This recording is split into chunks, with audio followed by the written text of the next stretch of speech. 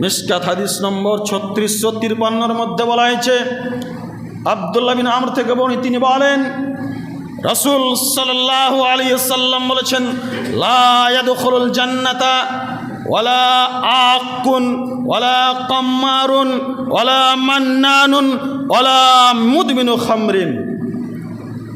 এই হাদিসে 4 শ্রেণীর লোকের কথা রাসূল সাল্লাল্লাহু আলাইহি ওয়াসাল্লাম বলেছেন যে এরা জান্নাতে যাবে না, এরা জান্নাতে প্রবেশ করবে না। এক, পিতামাতার অবাধ্য সন্তান,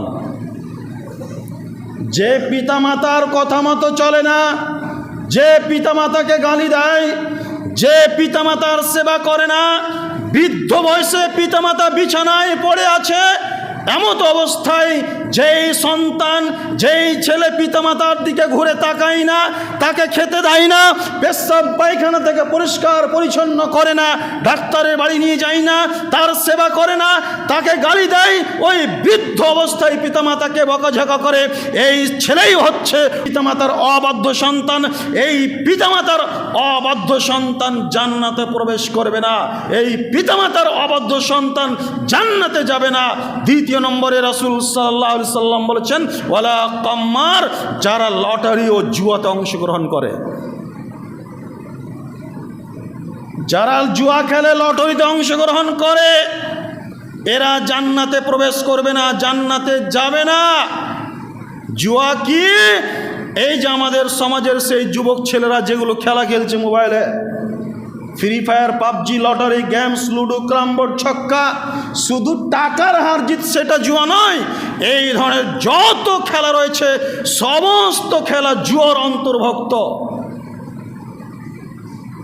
অতএব যারা এইভাবে জুয়া খেলে তারা জান্নাতে যাবে না।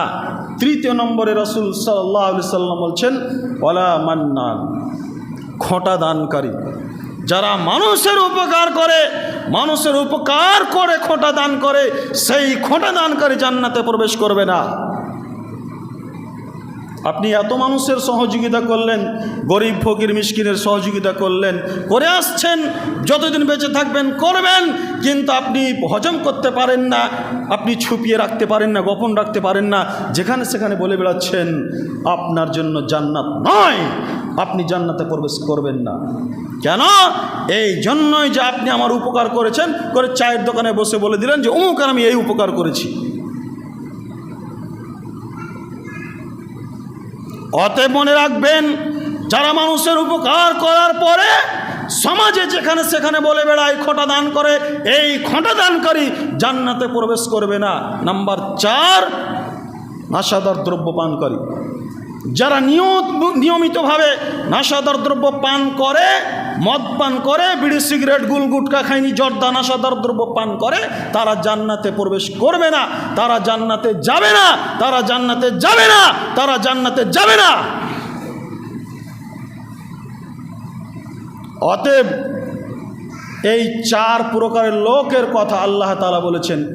1, পিতামাতার অবাধ্য সন্তান, 2, লটারি ও জুয়াতে অংশগ্রহণকারী, 3, খোঁটা দানকারী, 4, নিয়মিতভাবে নেশাদার দ্রব্য পানকারী। এই 4 প্রকারের লোক জান্নাতে প্রবেশ করবে না। তাহলে আপনি মানুষের উপকার করে করলেন কি? লক্ষ লক্ষ টাকা দান করে আপনি করলেন কি? মানুষের উপকার করার উদ্দেশ্য একটাই, আল্লাহকে সন্তুষ্ট করা, জান্নাত লাভ করার জন্য।